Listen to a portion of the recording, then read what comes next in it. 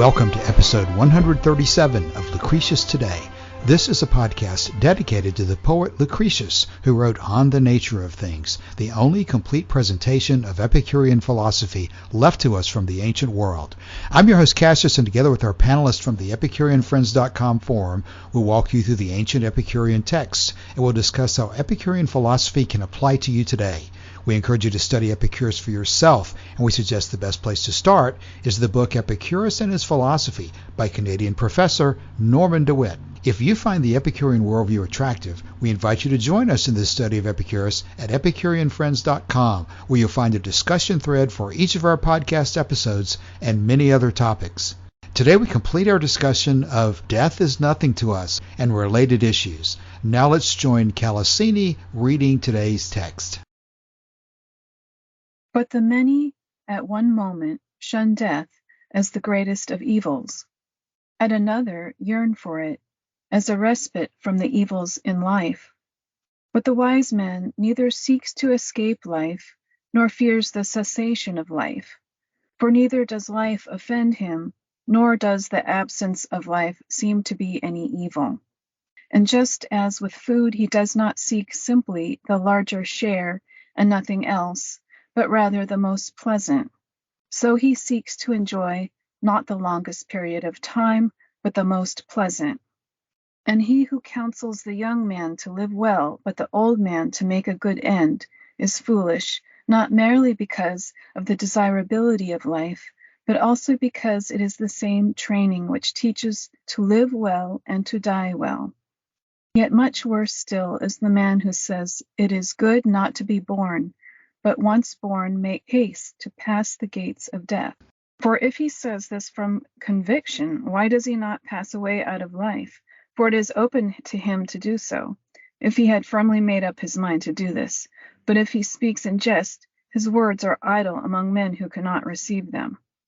We must then bear in mind that the future is neither ours, nor yet wholly not ours, so that we may not altogether expect it as sure to come, nor abandon hope of it as if it will certainly not come. Okay, thank you, Kalosyni, for reading that for us today. We've previously covered the issue of God not being a problem for us, and now we're in this issue of death. We started it last week, but we will finish the issue of death today and then move on as the letter proceeds into other issues. So let's go through each of these parts. The many at one moment shun death as the greatest of evils, but others yearn for it as respite from evil. But the wise man neither seeks to escape life nor fears the end of life. Then there's a really important sentence that follows that. But let's start with that sentence today. As I'm looking at the material that we're going to talk about today, it's kind of confrontational in a sense. As he usually does, he talks about errors in the way of looking at things in a wrong perspective.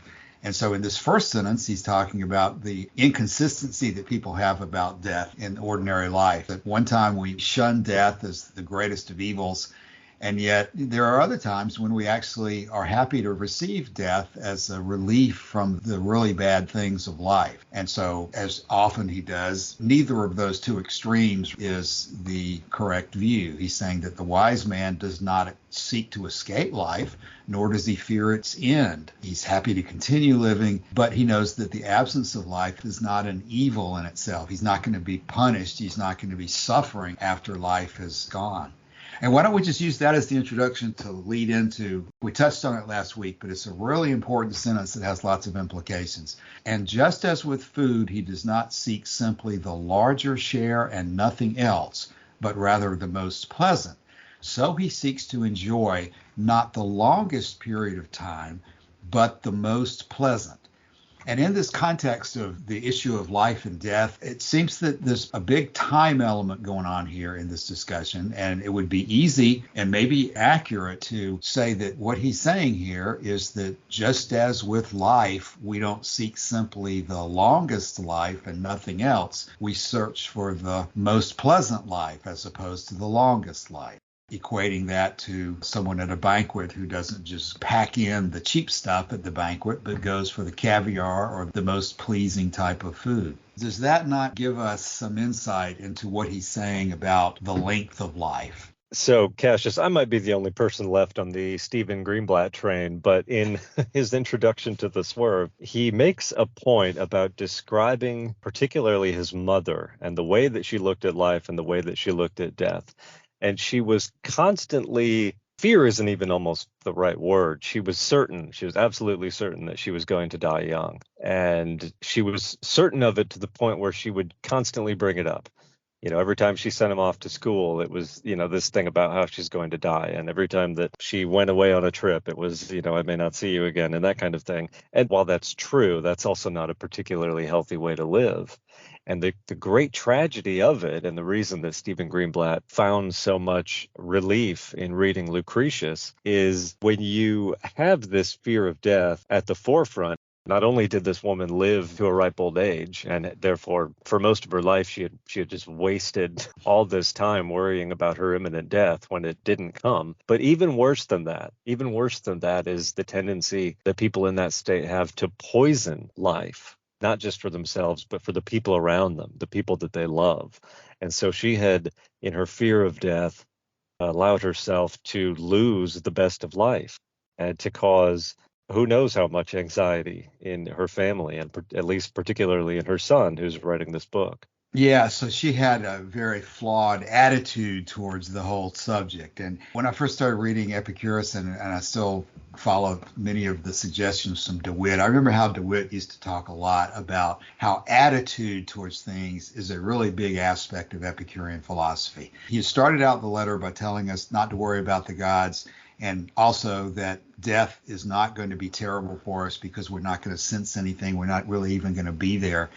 But he's not just giving us a list of facts to accept. He's telling us what to think about those facts and giving us an attitude towards it. Maybe that's what the section we're talking about today in sum is really doing. He's already made clear you're not going to be suffering. You're not going to be rewarded. You're not going to be experiencing anything after you die. But that doesn't solve the problem for you of what you should think about it right now today. Are you going to obsess over it like Stephen Greenblatt's mother in that example? Or are you going to accept it and deal with it? And if you're going to accept it and deal with it, then exactly how do you deal with it? Do you consider it to be a great evil? Do you consider it to be a relief from the burdens of life? And of course, the answer is that everybody's in a different situation and circumstances are going to be different. Everybody's not going to have the same opinion about it. It is a great evil in certain situations, and not the state of being dead because you're not going to experience anything. But dying before you wish to is obviously something you're going to avoid, unless you really are confronting situations where you would find death to be a relief from all the pains that you are dealing with. So you have to have a healthy attitude towards the whole subject. And I guess this example about the largest share and nothing else just really helps focus your mind on the issue that you're not simply doing everything you can to live the longest number of years and months and days.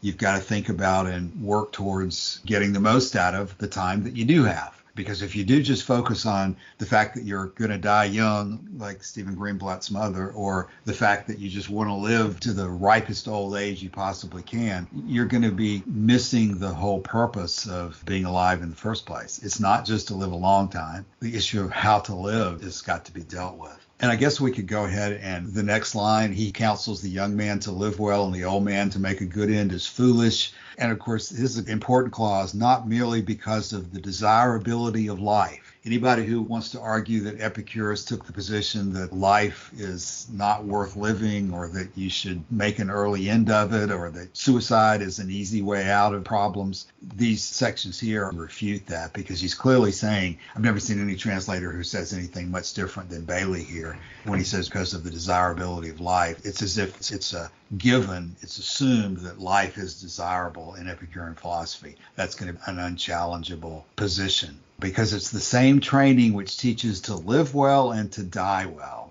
What you had said about not just the longest period of time, but rather the most pleasant, there's two ways to look at that. And it's either going forward in time and you're not so concerned about death because you feel healthy and you're young, versus being later in your life and you're feeling ill, possibly your death is about to come. And So in some sense, that section could be seen as something that's helpful to alleviate any kind of disappointment regarding not having a longer life. Because in the time that's left, you still can focus on pleasures in life, and you can make those last moments seem pleasurable for yourself.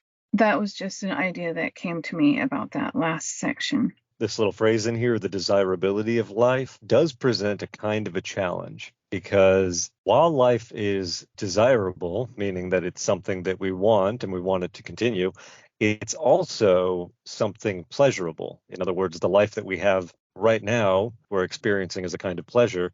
The life that we could have in the future, we experience as a kind of desire. And Epicurus says elsewhere, he says, don't allow your desire for the things that you don't have to affect or to eclipse the pleasure that you experience from the things that you already do have and that you fought so long and hard to get. So that, to me, is the intrinsic challenge or problem here, is that the reason that we have such a problem with the fear of death is because of this problem. While we do want life to keep going on, and it would be great if it just kept going on forever and ever, the desire for that in the face of, I think, what we can consider the known facts is something that might cause you not to experience all the pleasure that you could be experiencing now.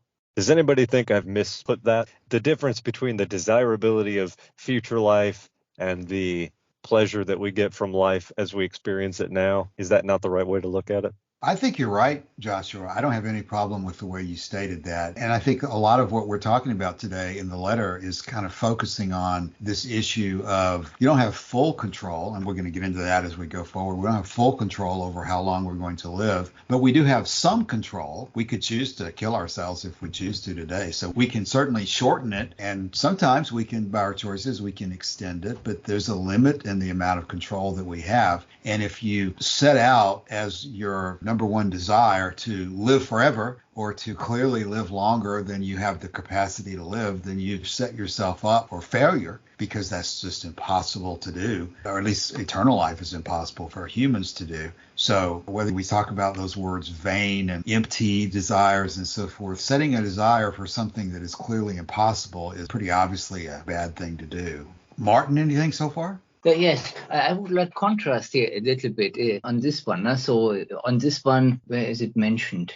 The desirability of life. So this is how Epicurus characterizes it. And then in Aristotle, in contrast, in his book on rhetoric, he then mentions life being useful. No? So he refers in this particular context in which he mentions it, where Achilles helped his friend, and as a consequence of that one, he knows that he will die, most likely. But for him, then not helping and living longer would just have been useful, but not honorable. So that means that this desirability of life is completely no criteria. Of course, in that context, also not the pleasure. That reminds me of all this issue about there's only two feelings, pleasure and pain, and how a life when you're not in pain is basically a life of pleasure in Epicurean terms. And useful, like you say, is a word that doesn't tell you what it is you're focused on, but desirability, at least to me, is a little more clear that he's focusing on pleasure of it. So I think that's a good distinction, Martin.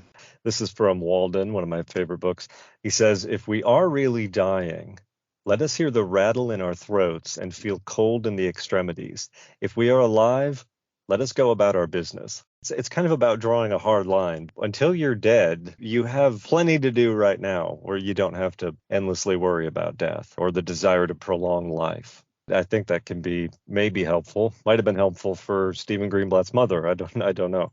Gosh, Josh, as you were reading that struck me as being very similar to someone on the forum this week posted a comment by somebody named Crantor, I think. Crantor, although a Stoic philosopher, was reacting against the idea that feelings should be suppressed and said something to the effect that if I'm going to be sick, I want to feel bad. I don't want to be sick and not know I'm feeling bad. As we continue the next sentence, everything is pretty closely related. When Epicurus says, yet much worse still is the man who says it is good not to be born, but then once born to make haste to the gates of death. You know, there's a whole lot of people out there who will take the position that it would be better never to have been born in the first place. I'm not sure there's really a philosophy that affirmatively says that. I think there has been a custom for Christians in some periods to say something. For anybody who takes the position that you're really attempting to release yourself from this world and this life into something else, is it not sort of logical to take the accompanying position that it would be better never to have been born in the first place? When I read this for myself, this sentence to me is pointing to something that if someone is really depressed and upset about being alive, I think it's a very common thing to say, even now in time. Like if somebody is having a really tough life, they go, "Oh, I just wish I had never been born." To me, it points to something that's not a religious thing or anything other than a strange sort of reaction to hopelessness and deep depression that can enter somebody's mind. Well, let me give you two quotes here. One of them comes from Sophocles. He says, "Never to have been born is best, but if we must see the light, the next best is quickly returning whence we came." So that's exactly what Epicurus is referring to then. And Sophocles is before Epicurus, right? I think so. This is where we need Don for the Greek tragedians. Yeah, because if that's famous, then that's exactly why Epicurus is mentioning this. He's a few hundred years before Epicurus. Okay. So you're right. This is probably exactly what he has in mind.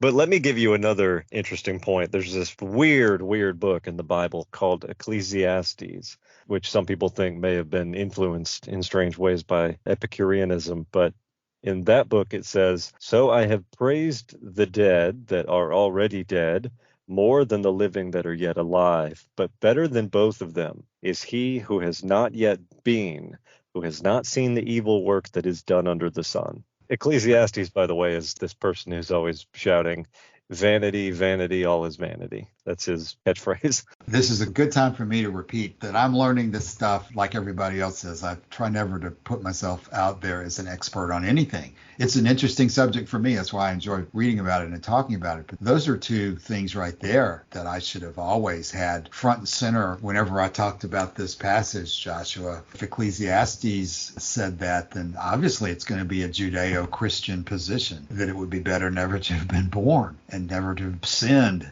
So it's very clear that Epicurus is disagreeing with that. Since most of our audience is American, Western, Christian background, that's going to even mean more to us than the Sophocles reference, especially if we don't know if Socrates was advocating it. But can you read again what Ecclesiastes said? It says, "So I have praised the dead that are already dead, more than the living that are yet alive. But better than both of them is he who has not yet been, who has not seen the evil work that is done under the sun." There's an interesting phrasing here. "I have praised the dead that are already dead." This seems to me to be kind of an allusion to the same idea as another passage in the Bible, which says, "Let the dead bury their dead." In other words, to be living in, on the earth without a promise of a salvation in heaven is to be dead in their sins, spiritually dead. These are phrases that often come up in Christianity. And those were the words of Jesus, by the way, "Let the dead bury their dead." When he says, "Let the dead bury the dead that he's talking about are people who are alive. So he's referring to people who are not saved? People who are spiritually dead, I guess, would be my interpretation. It says here, the phrase, "let the dead bury their dead," is another way to say, put your spiritual responsibilities to God before all other duties. I'm sure there's many interpretations. Well, we've got two major ways to go here, contrasting this with just sort of a general person who's depressed who says he wishes he would never have been born, but also contrasting Epicurus' positions with mainstream religion. Sounds like it ought to be a pretty important part of what we talk about here for a few minutes as well. But I guess we could go ahead and conclude the reading. For if he says this from conviction, why does he not pass away out of life? For it is open to him to do so if he had firmly made up his mind to this. But if he speaks in jest, his words are idle among men who cannot receive them. It's clear that Epicurus disapproves of the idea of wanting never to have been born or wanting an early way out of life. It's clear he disapproves of it. And here he's saying that the person who makes that argument, it's kind of like the man who says he knows nothing, who stands on his head and who's talking nonsense. Because the man who advocates an early death or never having been born shouldn't even be here to make the argument, because he should have terminated his life a long time ago if he was serious. But if he speaks in jest, his words are idle among men who cannot receive them. Do you think there's any subtlety there that's not obvious? I don't know about subtlety. I think the people who can't receive his words are people who just sort of laugh them off. You know what I mean? You're full of it. But yeah, you're full of shit. You're not going to do it, so quit talking about it. that kind of thing. So the two options are, if he's serious, he should have already committed suicide. But if he's joking, he's just wasting his breath. This is a particularly tough thing to think about, especially if somebody is feeling suicidal. It's sort of poking at them in a way that says, now, wait a minute, are you sure you really want to die? And it's almost challenging a person to really think about, do they value life or not, their own life? It's almost this really deep feeling to value life no matter what. And so if you go in there and really sit with it, even when you feel suicidal, you kind of realize, yeah, I kind of want to live actually, but if only I could live a better life.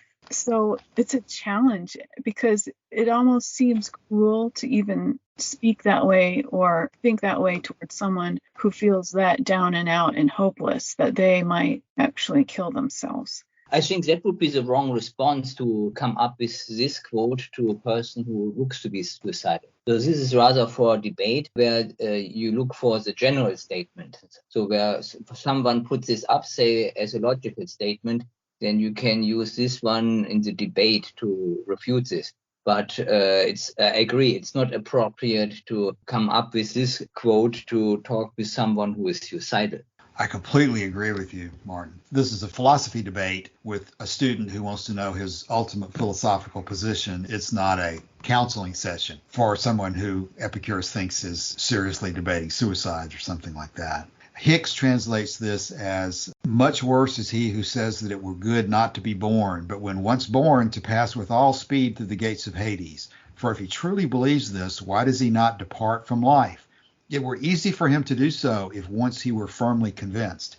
If he speaks only in mockery, his words are foolishness, for those who hear believe him not. Epicurus is not here writing to someone who is depressed or seriously considering suicide. He's talking very abstractly, philosophically about the general issue of whether it's better never to have been born or not. Because there are people out there, such as Ecclesiastes, and every subsequent person who takes Ecclesiastes seriously in the Judeo-Christian position, who could go to that verse in the Bible that Joshua has read earlier and think after reading it that it would be better if he had never been born. And it's to that person who's making the religious or philosophical argument, I think, that Epicurus is addressing here. Okay, that sounds like a good point to get some Richard Dawkins in here. And I've referenced this quote before, but I don't know that I've read it in its entirety. He says in Unweaving the Rainbow, Science, Delusion, and the Appetite for Wonder. We are going to die, and that makes us the lucky ones. Most people are never going to die because they are never going to be born. The potential people who could have been here in my place, but who will, in fact, never see the light of day, outnumber the sand grains of Arabia. Certainly those unborn ghosts include greater poets than Keats, scientists greater than Newton. We know this because the set of possible people allowed by our DNA so massively exceeds the set of actual people. In the teeth of these stupefying odds, it is you and I, in our ordinariness, that are here. We privileged few who won the lottery of birth against all odds. How dare we whine at our inevitable return to that prior state from which the vast majority have never stirred? That's a very powerful way to put it, and I think it's certainly a good way to cap off this issue of whether we are better never to have been born. Epicurus, I think, is very clear that life itself is worth living. Not just worth living, but worth extending if possible. It would be good to go on living even longer. And he's got absolutely no truck with this idea that we'd be better not to have been born. That's a great find there, Joshua. And the only problem I have with it is that we should have saved it to the very end of the episode. And in fact, we may just have to come back to that at the very end of the episode, because I can't think of something, in my view, would more accurately state what Epicurus is going towards here. Dawkins is using some allusions there about lotteries, and it would cause people to maybe to remember, they ridicule in Lucretius the idea that there are souls waiting to be born and jostling with each other to get in place to come into life. But nevertheless, that's the reality of the attitude, is that those of us who are alive, who get any length of time in life, we're not necessarily better than some non-existent people who've never come into existence at all. We're almost certainly worse than some of them.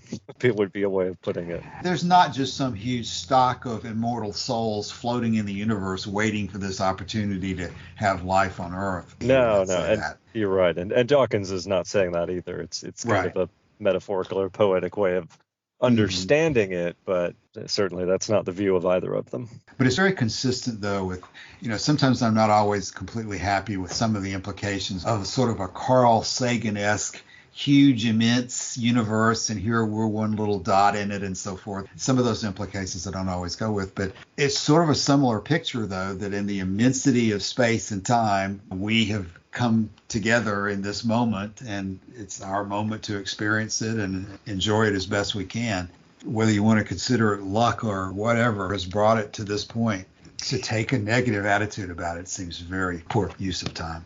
By the way, just to get this in here, we are recording this on August 28th, and in one of the days, I can't remember which one, immediately on either side of when we're recording this, is the anniversary of the discovery, roughly 113-ish years ago, of the Burgess Shale, which shed so much light on the early history of vertebrate life. And so if you want to isolate a point in time where we could talk about when this major stroke of luck or chance or whatever you want to call it occurs, it would be some point around the point where you first get this proto-vertebrate form of life that ultimately becomes not just all later mammals, but of course not just mammals, of course, lizard. I mean, every vertebrate form of life comes from this one little worm-looking thing or something that looked much like it. And it's out of that we managed to win the lottery of stupefying odds to be born today into this world. And that's another point that I wanted to make here, which was, I think about it this way. If we cannot hope to defer death or for any life beyond the grave, then we also don't have to, because rejecting false claims about death is not just a negation. It's also something positive to me. It represents a promise in a way made by nature that we are of this world. Of this world. This is something that is a complete repudiation of Christian theology. Christians say that they are not of this world, in this world, but not of this world. But to me, it's far more encouraging to realize that we are, in a sense, at home in the universe. We belong here. We are part and parcel of nature. And Lucretius expresses that in a way that has to do with death, where he says that the earth, which is the mother of all things on the earth, is also the universal sepulcher.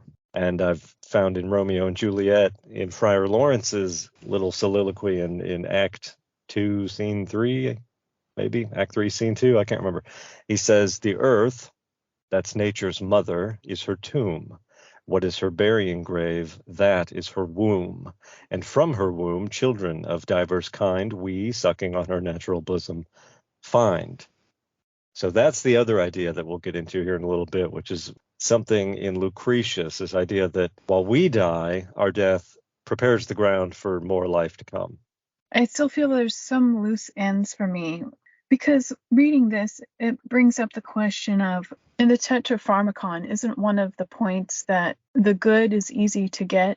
Because it seems that is really the antidote, or really what one would need to focus one's mind on regarding, in the face of death. The flip side is really, well, wait a minute, life is good because pleasure is easy to get, which is a whole teaching in itself, which probably, I guess, I don't know if there's any principal doctrine that comes up right away to summarize what that would be. Kalosyni, I would deal with your question this way, especially given the earlier question you asked as well, that Epicurus is really not writing a letter in the form of counseling to a particular person who is struggling at the moment with the emotions of life and death and those things that go with it. We do have sections that I think do provide that response, and we intend to talk about it a little bit as we finish the episode today as we go into the Lucretius material, because there you're going to see some very specific personal statements that are intended to reconcile someone who is facing facing death or just is really wrestling emotionally with the issue of why life can't go on forever.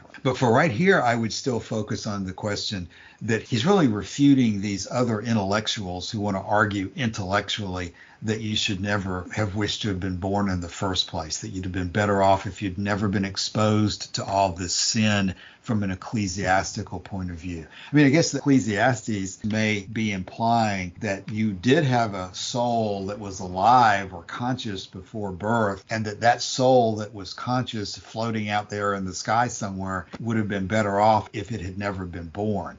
Of course, that's very different than what Epicurus would say. Epicurus would say there was no pre-existing soul. So as far as whether the soul was made worse by being born, that would just be totally nonsensical from an Epicurean perspective, because that soul didn't exist until it was born in the Epicurean perspective. I disagree with you about what is going on in this section. I think it really can be helpful for somebody on a self-help level. I mean, we have this term now in modern times, self-help. But back then, that's what philosophy was. It was therapy in a way. That's my feeling. And that's why I get so passionate about Epicureanism, because I see there are good things in it that can help me live a good life. The reason why I kind of interrupted, Joshua, you were going in a direction toward the Lucretius things that, like the statement that why death is necessary. But, that's true and all that, but that really doesn't help somebody if they are feeling like it would have been better not to be born at all. To me, that I don't know what else is on the list of what other points there are, if there's anything that actually helps one feel more joy in life. That's my point, that I really believe this is, in a sense, it's like existential therapy, which is a whole branch in psychological counseling, although there really aren't very many therapists that do that form of therapy, of existential therapy. I wish I could offhand explain more about what it is, but it's dealing with things of death and meaning and purpose. I think I've missed some of the other points of it, but parts of Epicureanism would be compatible with existential therapy. Well, Kalosyni, I'm sorry. I thought you meant that you did not find this helpful, and that's why I was trying to distinguish between this and some other sections. But if you find that this is helpful, we definitely should go down that road. I thought you were saying the opposite. I thought you were saying that this might be too confrontational or something for someone who was struggling with the issue. Okay, now I'm in a circular thinking here, because I know I did say that. I think it just brings up more questions. That's why I said we need to really bring up the idea that the pleasure is easy to get. That's where I was going off, because that's my real problem with the Tetrapharmakon being too abbreviated, because I don't really find pleasure always easy to get. There are certain types of pleasure that are always available, and that's his point. But sometimes when you're emotionally upset or in difficult circumstances, you find that the terrible is not so easy for you to endure, and that the good is not so easy for you to get, in a superficial way of looking at it. So I've always thought that the full meaning of Principal Doctrines 3 and 4 and the issues of pleasure and pain are needed to fully explain what the Tetrapharmakon means. But where I interrupted you then was when you were discussing the issue of whether pleasure is easy to get or not, and how that relates to the question that we're talking about. The reason why I say all this is because doesn't it say somewhere that it's foolish to even say this whole thing about wishing to have never been born? Foolish is because as Epicureans, we do believe that life is good and there's a way to live joyfully. Right. It's foolish to argue that you should never have been born, because if you'd never been born from an Epicurean perspective, you would never have existed. You would never have had any opportunity for anything good for you at all. It's not like an ecclesiastical position. And again, I don't know whether Ecclesiastes took the position that souls pre-existed birth or not. I think to some extent maybe that's implied. For somebody who thinks that you're conscious and floating out in space somewhere can take the position that maybe you were better off there and you never should have come to Earth in the first place. But that's a ridiculous position from an Epicurean perspective, because you never existed until you were born. Let me add here the Christian perspective. So the soul is created by God during conception. There are no souls floating around before conception. So that means there is nothing before. Joshua, I'm trying to think about all the different variations of some Christian arguments that I've heard. Is it clear to you, Joshua, that Christians take the position that they say life begins at conception? My gosh, you hear nothing but that when you live in 2022 and hear the talk about abortion. But as far as whether the soul pre-existed or not, I have seen arguments made that there are Christian doctrines that do support pre-existence of the soul. What do you think, Joshua, on that? Is that it doesn't make sense for earlier Christianism, because the early Christianism, the thinking was even that on the return of the Messias, the dead will rise again. So that means people go to heaven with their body. Yeah, let me give you Jeremiah chapter 1. Verse 5, before I formed you in the womb, I knew you. And before you were born, I consecrated you. And then elsewhere it says, I counted the numbers of hairs on your head before I made you, or something like that. So I think certainly you can find that idea probably all over Scripture. It's probably also possible, given what we know about how people interpret Scripture, to find a completely different idea. That's Jeremiah on the subject. I think it rather means that God decided before what you would be, but it doesn't mean that you existed before. Okay, Principle Doctrine 27 says, of all the things that wisdom provides for the complete happiness of one's entire life, by far the greatest is friendship. So I think in some sense, at least I feel that friendship is really a very important path to happiness. Now, other people might not agree, but in some ways, it's like the friendship is going to be with you even as you move through life. If you're cultivating friendships, then it gives you some feeling that there's some reassurance that there's someone there to help you through whatever might happen in life. And those pleasures from friendship are relatively easy to get. Yeah. Before we turn to our effort to end on a high note, let's finish this last line of the text from today. We must remember that the future is neither wholly ours nor wholly not ours, so that neither must we count upon it as quite certain to come, nor despair of it as quite certain not to come. It seems to me that's another realistic suggestion, that we can't let ourselves fall into despair. Unless we have some very unusual circumstances, tomorrow is going to come, and we have some degree of control over how we're going to spend it and whether we're going to look for the good things in life or despair. So I saw this quote on the wall of an ice cream parlor, and it said, life is like ice cream. Enjoy it before it melts. And I thought that was kind of an interesting idea. Yes, ice cream doesn't melt immediately. You have time to eat it, but you do need to eat it relatively quickly. Epicurean philosophy is that we're going to take this idea, but we're also going to temper it with prudence as far as how we see the future. And so this last section, which you just read, would be something to consider as far as we enjoy life, but we enjoy it with prudence and knowing that it's uncertain exactly how long we have to live. And so we make choices, taking it all into consideration.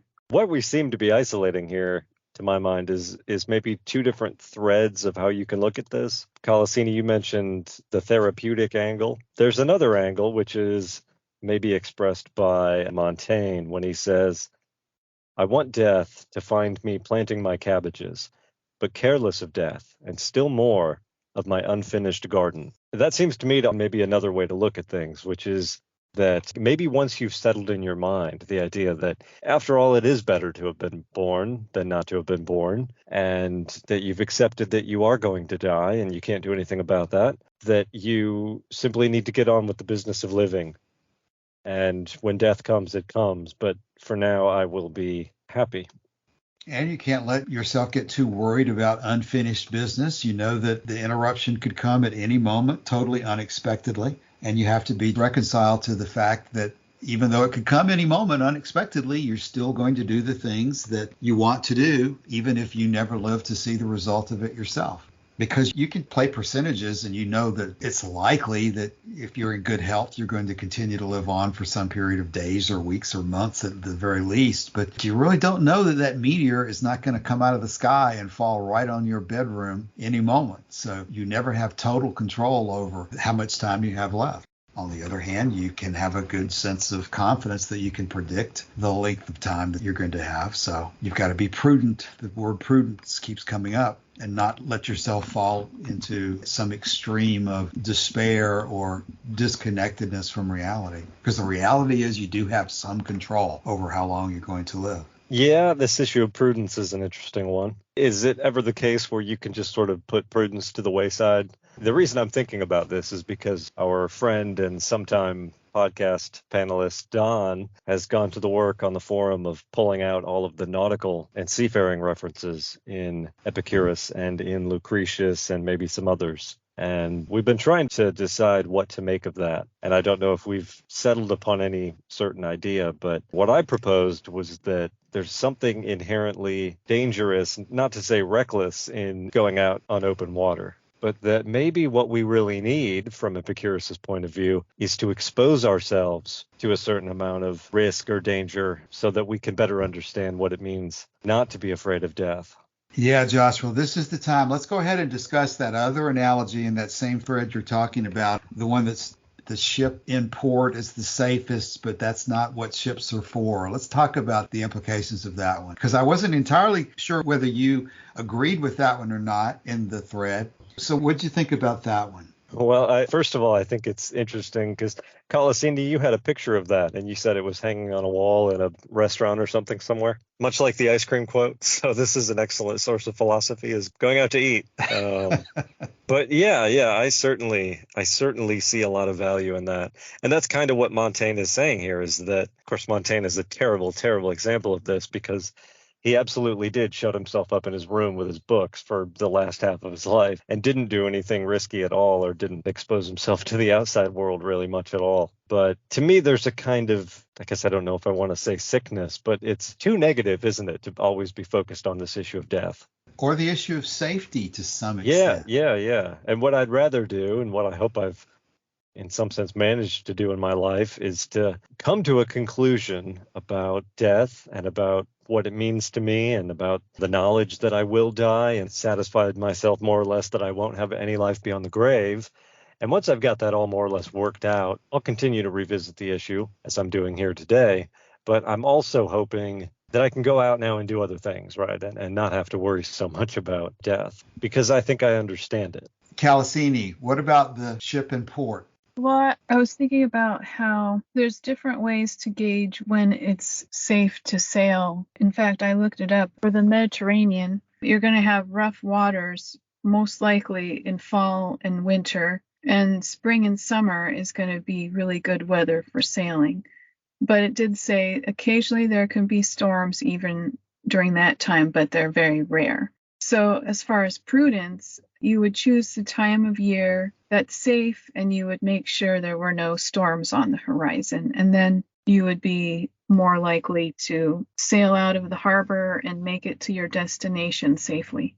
And what about the aspect of the quote that says that the ship in harbor is safe, but that's not what ships are for? What's the take home of that saying? Well, if you're always playing it safe in life, are you really living? So you take risks, but you choose risks that are not extreme. You choose risks that might only have a very small potential for something going wrong versus something that has a larger potential for going wrong. Yeah, and the point of exposing yourself to risk is not to go out and get killed, but it's to unsettle yourself when it comes to the idea of death. I think people try to hide death in a hole. They don't want to think about it. And as I think we maybe talked about in the last episode, our whole society has done a very good job of eliminating death from before our eyes. We don't see it. People used to die at home. Now they go to the hospital. People used to be buried by their family. Now they're prepared by morticians. And so the specter of death, as it were, in the form of the dead body of someone that we love, is not something that we're exposed to in the way that people would have been exposed to it for centuries. And we just have to get used to that and continue our lives anyway. Martin, let me ask you, what is your view of that saying about the ship is safest in port, but that's not what ships are for? It's like the way Kalosyni put it. No? So that means if you play it safe, you don't have the most pleasant life. But on a comment of what was said afterwards or just before, So I don't think that I take risks just to get reminded of this or to get this exposure to. I simply take risks because I gain more pleasure as a consequence of the action. And the risk is just a potential pain, which I have to counter, which I have in there to consider whether it was worthwhile. Right. As you say that, I'm thinking of a picture I think I saw of you once hanging on, what are those, what are they called? Zipline. Zip line, yeah, zip line suspended over a canyon or something. Exactly. So this one is a great pleasure, and the risk is very low. So that means this is a risk I like to take. Looking at the clock and thinking about where we are, it's probably a good idea for us to let go of the goal of attempting to talk too much about the Lucretius material. We can put that in the show notes, and we can always come back to that in the future as the ways that we have arguments from Lucretius that Epicurus would have made as well about reconciling ourselves to death. The real way we need to proceed, I think, as we begin to close this episode, as we begin to close the discussion of death and the letter to Menoeceus, is to stay with this central point that what is our attitude towards death going to be? We know that it's there. We know that it does limit our ability to do certain things in life. And so how are we going to proceed with our lives? How are we going to sail our ship? Are we going to consider our ship as being better just anchored in port from the moment it's built to the moment we scrap it? Or are we going to consider that life has to be lived in order to experience the pleasures that are possible to us? That's probably the way to end this discussion, to put it in that kind of a perspective. Because it seems like that's what Epicurus is doing with most of this discussion here. He's certainly acknowledging that death is out there, that it's final, that there's not going to be an experience after death comes, but that doesn't mean that we should just immobilize ourselves like a deer in a car headlights, just stand there and do nothing because of it. It means that we take the facts of life and death and then go forward and not simply stay in port like that ship at anchor. I think we're all pretty much in agreement with that general orientation, but let's think about how to conclude this section on that basis. What's our attitude towards death going forward? You know, it's interesting that Thoreau, in the conclusion to Walden, says something very similar to that quote by John Augustus Shedd. He says, "Rather be the Mungo Park, the Lewis and Clark and Frobisher of your own streams and oceans, explore your own higher latitudes, with shiploads of preserved meats to support you."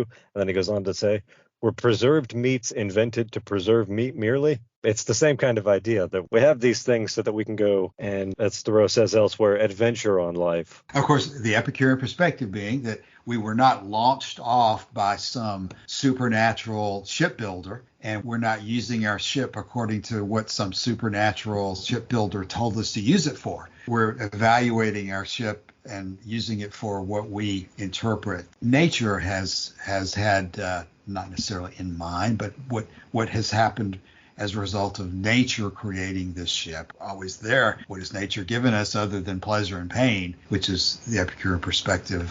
Yeah, let me tie that in, because what Lucretius also says is that we come into life like a baby thrown onto the shores, screaming. And there again, you have a reference to the sea. And in a sense, I see that sea as being maybe kind of the universe itself, the restless motion of atoms through the void, this generative power that exists in nature that gave rise to you, and that when you die will subsume you back into itself. And just as sort of a point to really drive it home, Thoreau, who I've mentioned several times, his last words at the moment of his death were, "Now comes good sailing." He did not believe in an afterlife. So what he meant, I think, was that he had lived a good life, was happy with it, and that death, as Lucretius says elsewhere, in addition to being an end to life and an end to pleasure, is also, when it comes in good time, is an end to pain. And Thoreau was dying of tuberculosis, so there was great pain indeed.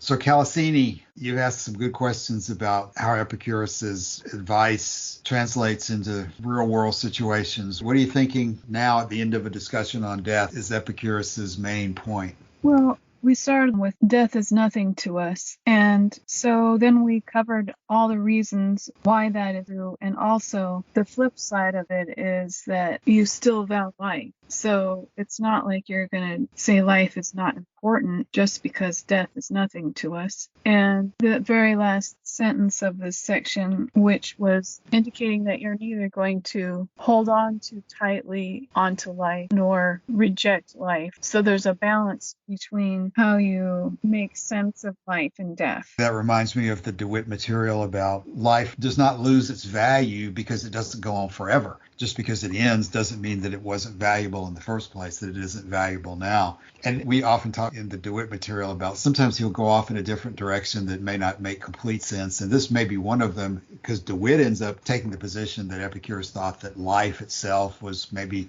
the ultimate good. And that's a big rabbit hole when you start talking about ultimate goods and so forth. But I think that DeWitt's certainly right when he points out that in Epicurean philosophy, pleasure and pain, which are the ultimate guides of life, they have no meaning unless you're alive. They have no meaning other than to the living. And so the ability to have life is a prerequisite to the experience of any kind of pleasure at all. So it's the opposite of saying death is nothing to us. It really is true that in a real sense, life may not be everything for us because there are times when we'll choose to leave life. But for the implication that death is nothing to us, if you take it superficially, that means that the issue of death is not important. You could do the reverse and say that, in fact, life is extremely important. And that permeates through all of Epicurean philosophy. You're just not going to take a superficial attitude towards the importance of your life. It's the most important thing that you have that allows you to experience pleasure. You can talk about friendship and other tools for pleasure, but if you're not alive in the first place, all the friendship and other things in the world aren't going to get you anything. You have to be alive. And so it's perfectly sensible that Epicurus would mock somebody who says that it's good never to have been born or to make haste to pass the gates of death. You absolutely don't want to make haste to pass the gates of death. You'll do it when you have to, but until then, you'll get the enjoyment that you can out of life. So we're beginning to come to the end of the episode for today. So we took upon it as a challenge that we would make sure we tried to end this on a high note. So let's go around the table and discuss our high notes. Now, saying it that way creates something of a challenge because I would normally say Martin would be first. Are you ready to end on a high note, Martin? I feel on a high note, but I have nothing to say.